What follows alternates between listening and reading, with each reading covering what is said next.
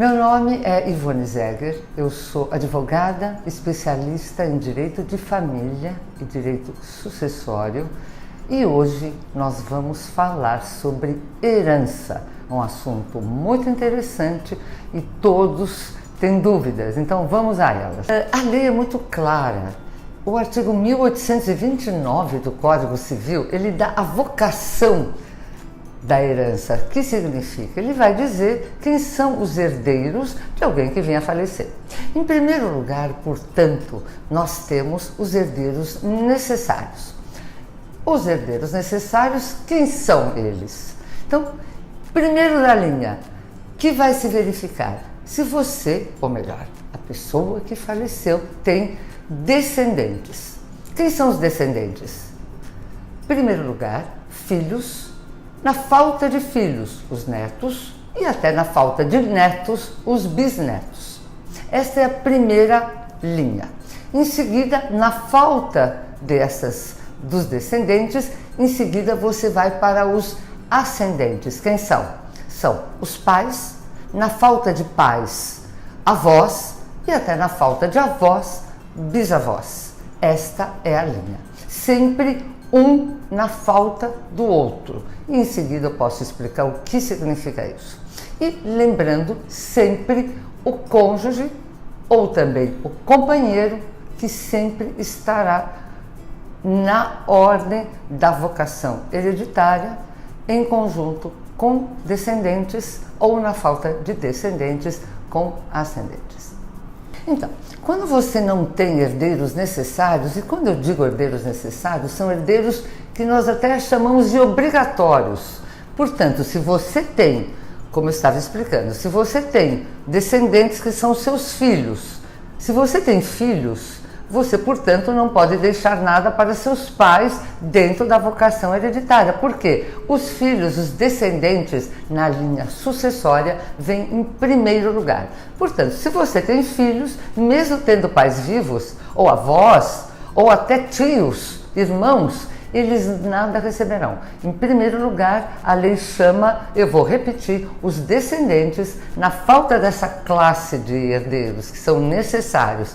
Os ascendentes, como eu falei, pais, na falta deles, avós ou bisavós, e na falta, ou sempre em conjunto com eles, o cônjuge ou companheiro. Então, isso é importante saber. Mas o que acontece? Suponhamos que essa pessoa não tem herdeiros necessários, não tem filhos, não é casado, não tem uma convivência, uma união estável com ninguém, não tem pais vivos, avós, enfim, não tem esta linha de pessoas chamadas de herdeiros necessários ou obrigatórios. Então, o que acontece? Em seguida, você tem os herdeiros colaterais. Os herdeiros colaterais, quem são? Em primeiro lugar, os irmãos. Na falta de irmãos, vem a próxima linha, que serão os tios e sobrinhos. E na falta também de tios e sobrinhos, você acaba na linha do primo, aquele primo de primeiro grau, chamado de primeiro grau, ou primo-irmão, mas que para o mundo jurídico nós chamamos de herdeiro de quarto grau. Mas o quarto grau é realmente aquele primo-irmão, primo de primeiro grau. Por quê? Porque depois dele não há mais nenhuma linha sucessória, tá? Ou melhor, se você não tem nenhum desses parentes, todo o seu patrimônio basicamente irá para o Estado. Você pode sim, mas se você não fizer um testamento, você não poderá deixar, porque ninguém vai adivinhar para quem você queria deixar, mesmo que você tenha comentado com alguém que você gostaria de deixar para uma instituição de caridade, para um hospital, para uma ONG, ou enfim, até para um funcionário, suponhamos. Isto você só pode fazer através do testamento. Essa é uma questão muito interessante pelo seguinte, uma pessoa, suponhamos, ela não tem herdeiros necessários. Eu acho que eu não preciso repetir, você já entendeu. Se ela não tem herdeiros necessários, ela pode fazer um testamento e, na verdade, quem não tem herdeiros obrigatórios, que são esses necessários, ela pode testar sobre 100 100% do patrimônio que ela tem. Por que isso?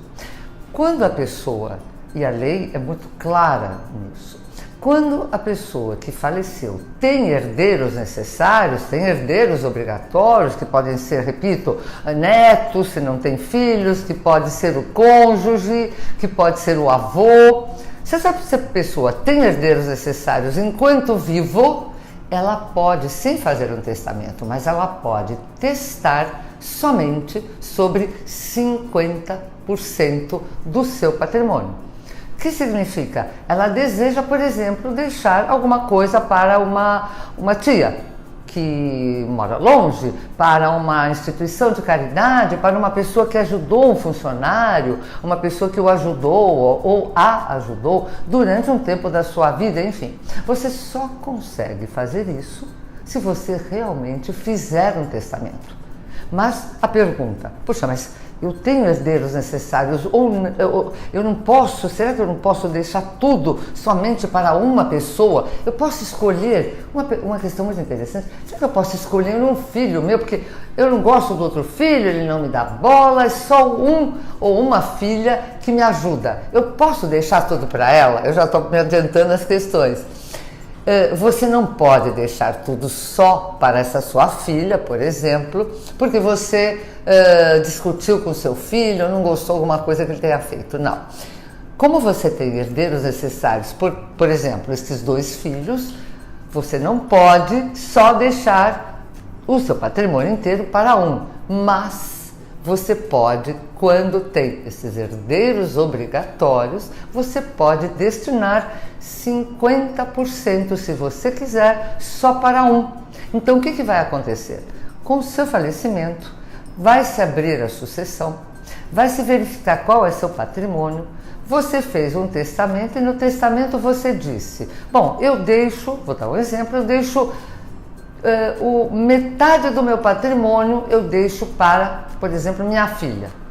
Ela não só terá a metade daquilo que você já destinou para ela no testamento, que você pode dizer o que é ou pode deixar em aberto, mas a outra metade ela também terá direito junto com o seu outro filho. Então, 50% você já destinou no testamento, por exemplo, para esta filha, e os outros 50%, ambos, os 2 filhos, vão dividir entre eles. Um testamento é um documento muito sério. No meu escritório, eu sempre faço testamento público. Então, o que acontece? Quais são os tipos de testamento que existem? Você tem um testamento particular, que pode ser feito por você mesmo, com pelo menos, eu diria, 3 testemunhas, tá? Com 3 testemunhas, muito bem, é o particular. Você pode fazer o público, como eu acabei de dizer. O público você tem que fazer obrigatoriamente no tabelionato de notas. O tabelião será o juiz, eu diria, a pessoa responsável por fazer, dar o ok do seu testamento. Você faça, se possível, sempre com um advogado da sua confiança, para que ele não venha a ser contestado. E você pode fazer, então, ele público, com 2 testemunhas, e você ainda tem o testamento cerrado. O testamento cerrado é um testamento onde você pode dizer tudo o que você quer, escrever com 2 testemunhas, e você leva diretamente ao cartório de registro. Ninguém vai saber, fora as testemunhas, o conteúdo dele. Você teria que guardar ele com você, com alguém que você tenha confiança, e ele deve ser lacrado. Hoje muito pouca gente faz esse tipo de testamento, mas ele existe. Então você tem que lacrar e no falecimento dessa pessoa, este documento será aberto. Se ele não estiver lacrado, bonitinho, ele não será aceito pelo juiz. Portanto, eu recomendo a vocês que, se fizerem um testamento, façam no tabelionato de notas, façam um testamento público, peçam a ajuda, por favor, de um advogado da sua confiança, para que você faça exatamente como a lei determina e ele futuramente não tenha que ser, às vezes, cancelado por uma cláusula, por algum erro, por alguma informação equivocada ou mal dada. O que acontece? Você pode fazer a sucessão, hoje você tem a possibilidade de fazê-la judicial, no judiciário, e você também pode fazer no cartório. Então, você pode ter essas duas possibilidades. O que acontece? Você só vai poder fazer no cartório, que é espetacular, é excelente, é muito mais rápido, mas você só faz no cartório em que condições? Se todos os herdeiros estiverem de acordo, não existir menores, não existir incapazes dentro desse grupo de herdeiros, todos de acordo, não há menores e não há incapazes, você pode fazer diretamente no cartório, sempre com advogado. Essa é uma exigência legal. Caso contrário, se houver alguma dúvida, você deve fazer através de um advogado, evidentemente, no judiciário.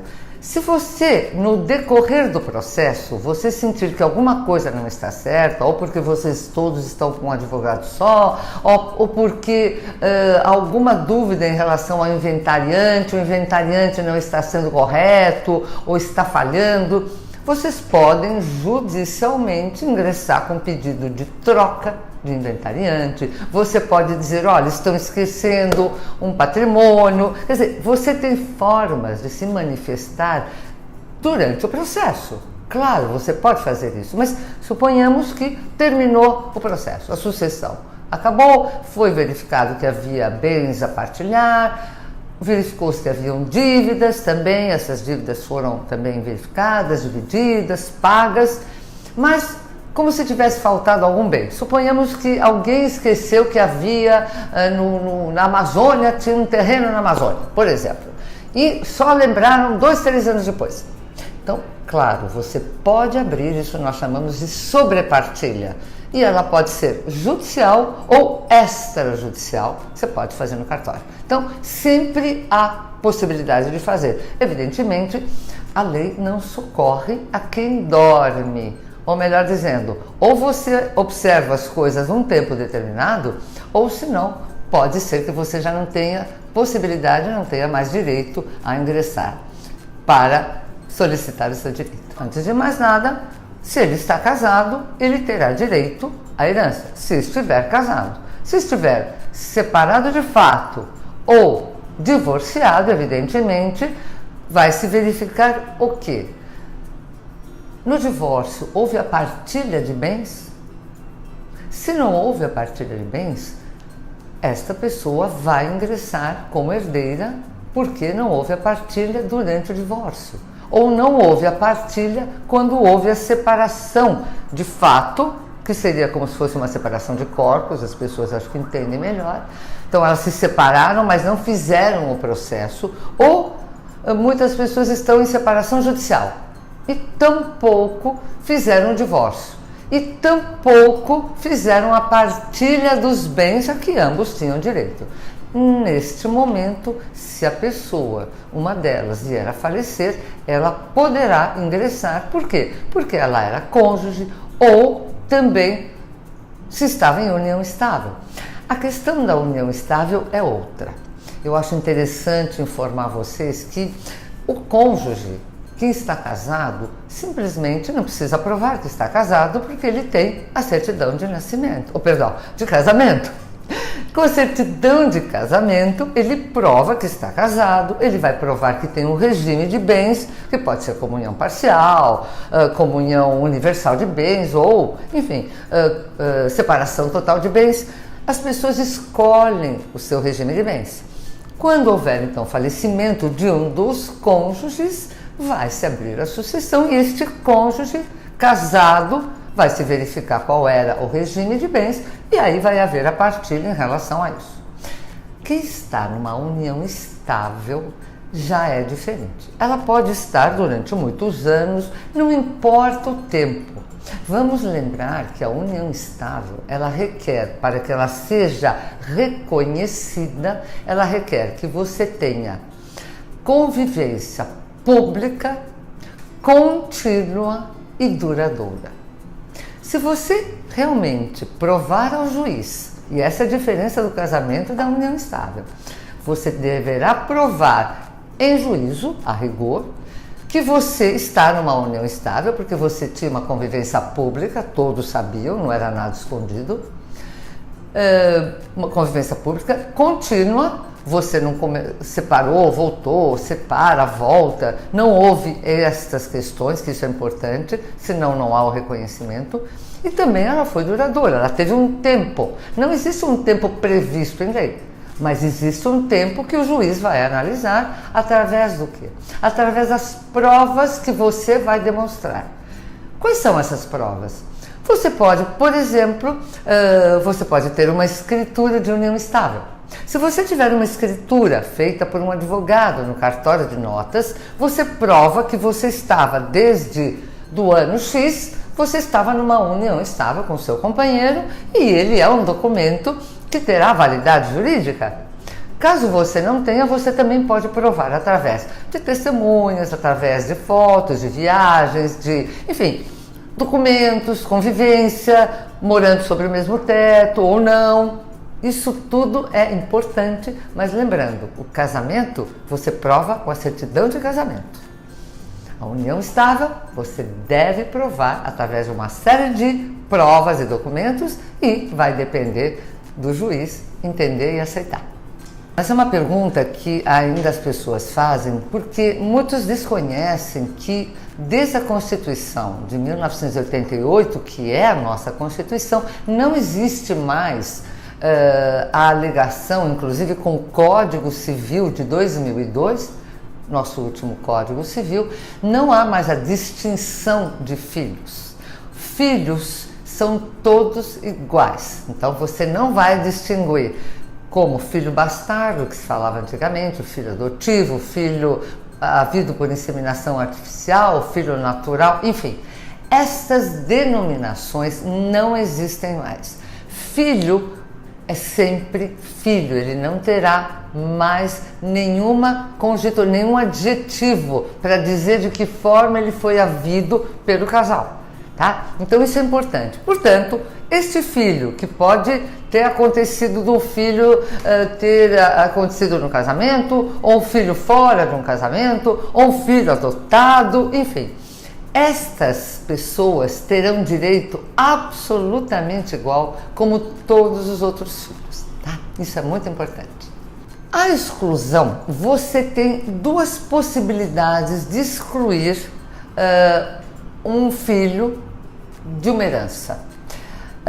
Uma delas é a exclusão, que não seria através do testamento, mas seria através de um processo, que é o processo de indignidade.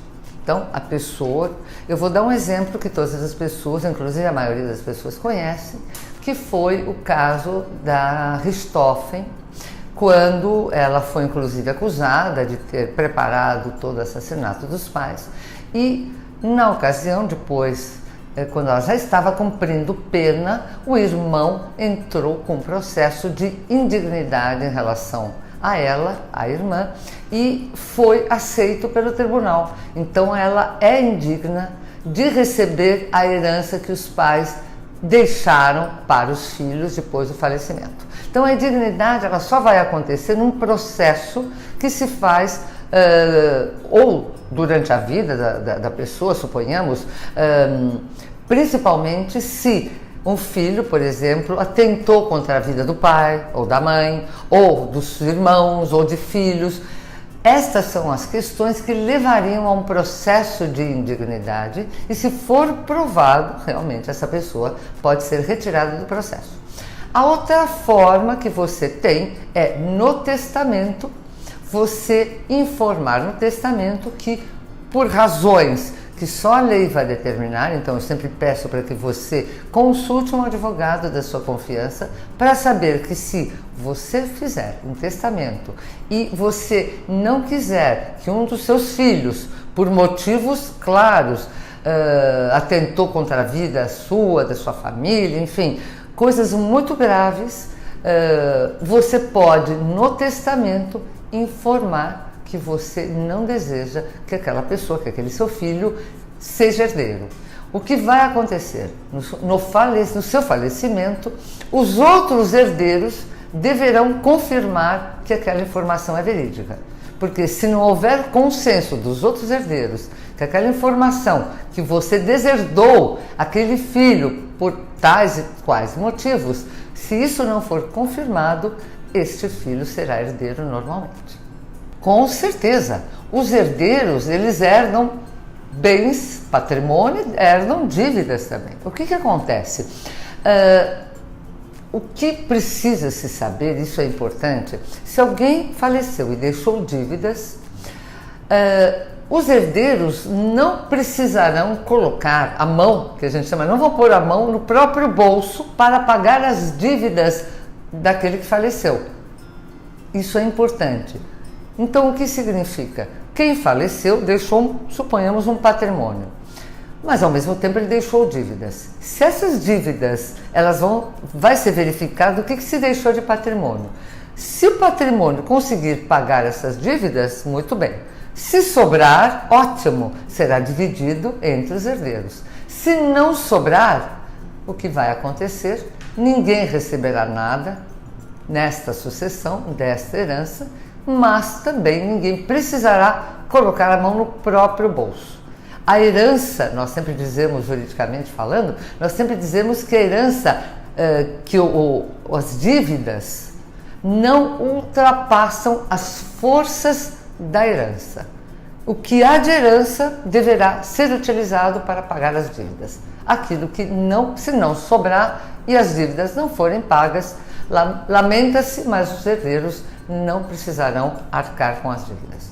Eles são herdados, não é que eles também são herdados como dívidas, se isso acontecer, como dívidas e como créditos, porque você tem precatórios, onde o Estado, enfim, o município ainda não fez o pagamento, e se a pessoa faleceu, existe um crédito do Estado, do município, enfim, de quem quer que seja. Se houver um crédito, os herdeiros vão receber esse crédito e vão dividir entre eles.